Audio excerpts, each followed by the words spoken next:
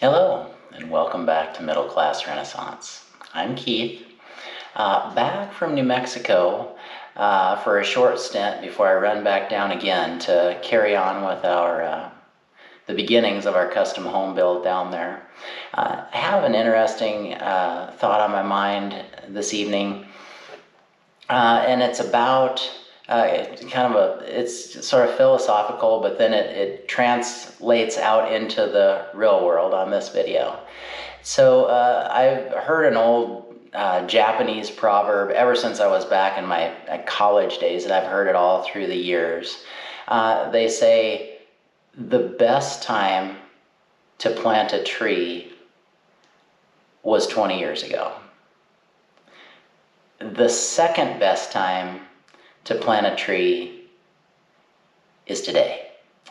So I planted a couple of swamp white oaks out here. In Colorado, the soil's pretty finicky. If we can just nerd out for a minute on some tree and arborist stuff, I used to be licensed and cut trees for U.S. Forest Service, Colorado State Forest Service, doing pre-commercial thinning contracts up in the mountains, Roosevelt National Forest and other places up in the Rocky Mountains. And our soil in Colorado is quite alkaline from a pH standpoint. And there's so much of the United States that has acidic soil. And oaks, if there's 100 or maybe even a couple hundred varieties of oak trees, all but just a very small, like maybe you could count all the varieties on just your fingers on one hand of which ones will grow in an alkaline soil. Almost all oaks like to grow in an acidic pH soil. So a bur oak, B-U-R-R, grows in Colorado, and that's native, one of the very few native trees here. And there's almost no native hardwoods, but that's one of them. And then these swamp white oaks are just incredible trees. Well, we planted 2 of them in 2006 at the first rental that we purchased, and we named our entity to hold the rentals, which is still the entity today, Twin Oaks Investments, LLC. And we planted those, 19 years ago now? And they're just incredible.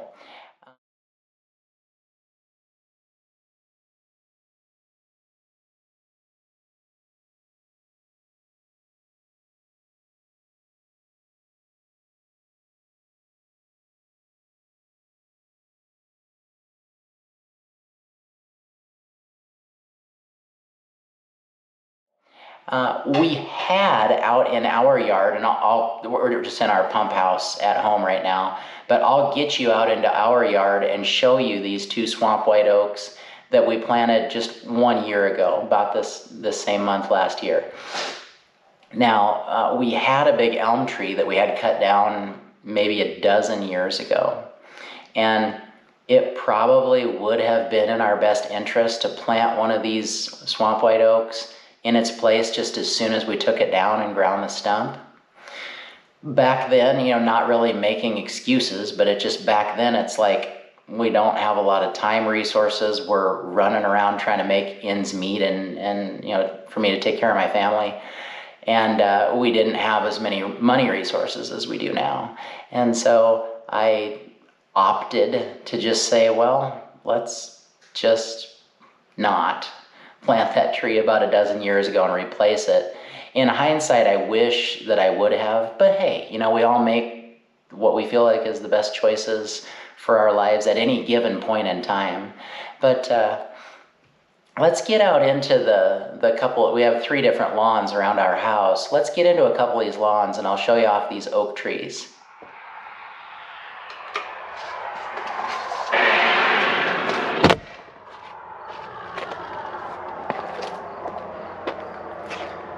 So here's one of them.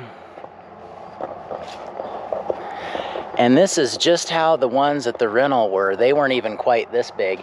I could stand on my tiptoes and touch the top of either one of those trees that we planted at our first rental property at that duplex. So these are even a little bigger than those that I planted. But what the place where we bought, it's called the tree farm, where we bought these trees. In the fall, these are 400 and some odd dollar trees. You get the tax in there, it's 490 some bucks per each. But every fall, when they get into about this time of year, you know, getting toward the second half of August or into September, they have a sale where they say buy one for regular price and get the second one for 50 cents. So we actually got 2 of these swamp whites for under 500 bucks with the tax. This one is even a little taller yet, a little bigger diameter to start. It was the same price, but I mean, I can reach up about 8 feet flat-footed, and so that's probably, I don't know, 11, all of 10, maybe 11-foot tree. Now, they gave us instructions of how to dig the hole, how to, you know, protect it. We have chickens so that they don't go scratching around.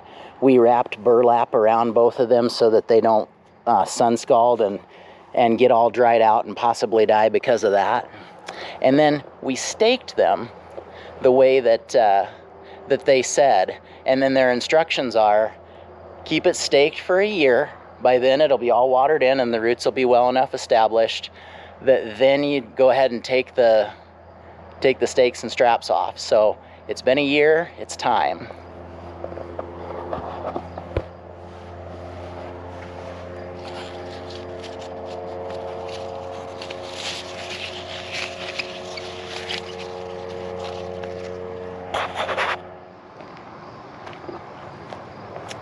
All right, all freed up. Straps off, fence posts pulled. Seems pretty solid there. One down. One to go.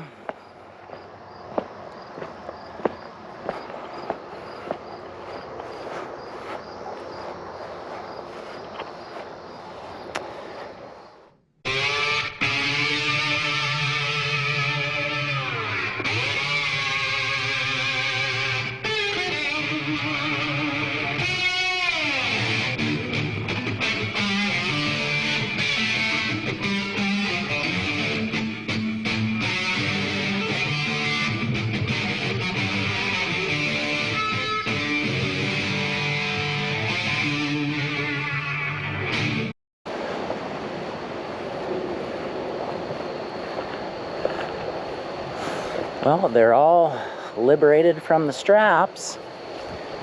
Little Breeze is testing them out first thing. We do get some of that here in Colorado.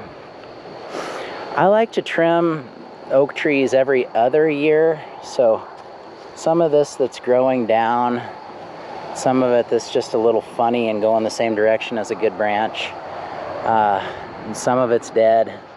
I will trim, but they're just a year old. I may end up just giving it another year and just be like, hey, let them soak up as much sun as they can, even with some of these branches that are kind of going in an errant direction. I think I'm just gonna let them be for this year and not stress them out, and probably trim next year. So what do you say we take you to the Middle Class Renaissance Studios? This is where the magic happens.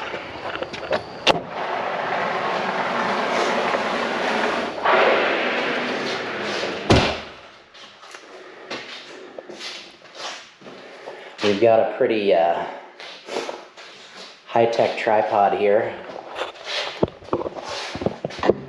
Let's set you up.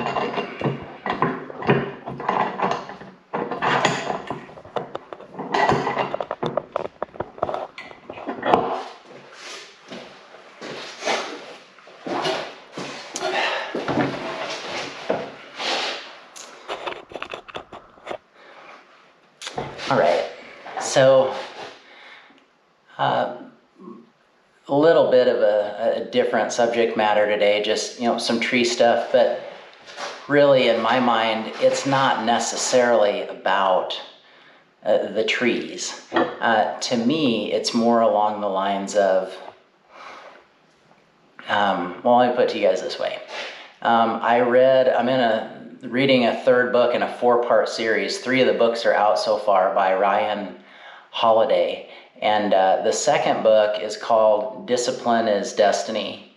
And the 4 books are about the 4 Stoic virtues. And in that book, Ryan Holiday says, and it was just like he was speaking directly to me, "Are you a perfectionist?" And I was like, check. And he says, "Are there things that you would like to be doing or accomplishing, but you're not because your perfectionism is holding you back and getting you to the point where you're not taking your shot now because you want everything to be perfect?" And I was like, again, check. And he said, those that don't take their shot waiting on things to be perfect get the same exact result as those who never take their shot, it's not even on their radar to ever take a shot. And he said, you don't want to go off just all willy-nilly and just be like, well, I'm just not prepared at all. But he said, take your shot, go for it, get yourself in a position where you can do reasonably well, and even if it's not perfect, take off and go for it. And so that was a couple months ago on a Thursday when I read that excerpt. And the next morning on Friday, and I knew I always wanted to post Fridays for YouTube channel. I've been dreaming about this for about 3 years, to do a YouTube channel. I started getting a little more serious and bought all the kit and the gear closer to a year ago. But I've had it all and have just not posted. And I just wanted everything to be just so, and I wanted to get better at editing and fill in all the excuses why I wasn't putting out videos once a week on Fridays. And so I'd like to tie the tree analogy in, like, well, the best time to plant a tree is 20 years ago. The second best time to plant a tree is now. And if we kind of extrapolate that out to other things in life, I'm not exactly sure the things that you're up against and the things that you kind of have a fire inside you that you'd like to do, or there's at least a spark and you'd like to get something going. But when I read that on a Thursday, Brian, the brother man, he came by Friday morning, and I told him we were going to be splitting wood into IBC totes. And when he showed up 7 a.m. that Friday morning, I said, "Good buddy, change of plans," which normally I don't change anything. I just say we're going to split wood, and that's what we do. But I said, change of plans. We are shooting the intro to the YouTube channel, and you are going to show me how to edit it. And then we are going to upload it and post it this morning. And he, being a great sport, he's like, okay, great, let's do it. And we did right here where I'm sitting right now. And so I would like for my channel to be more polished than it is. And there's times where it's like I really, probably could be putting more time into editing and figuring things out. But I'm doing the best I can with what I've got, and I'm putting in effort week in and week out, working at, just honing my craft and putting these ideas out there that I have inside me. And I feel like I would like to put out there for you. So I'm not even going to apologize. Like, hey, this is a little rough sometimes, or however it is. I think that internally, but it's like, you know what? I'm out there. I'm actively working on it, doing the best I can with what I've got, honing my craft. And if there's some things that you guys have been thinking about doing, I've always wanted to do X, or I've always wanted to kind of do this as a side hustle with my free time, or I've always been interested in learning how to play that instrument or become better at X, Y, or Z. I would tell you from personal experience, I am getting a ton of mileage out of doing this YouTube. Even sometimes when I watch myself back on my own videos, it's kind of like, oh, well, note to self, I could tweak X, Y, or Z and maybe see if I can get it better. But hey, that's just a part of the process for me. So if there's something that you guys have been dreaming about doing or are passionate about doing and just maybe haven't been putting in the effort to make it happen, I'd recommend going for it. Get on out there, give it a shot. I did, and it feels great. So anyway, hope you guys are having a great day out there. I appreciate you tuning in. I hear that when people like and subscribe and share, it helps out there in cyberland. If you're willing to do it, I'd sure appreciate it. And we will catch you next Friday. We'll catch you on the next one. Stay sharp out there.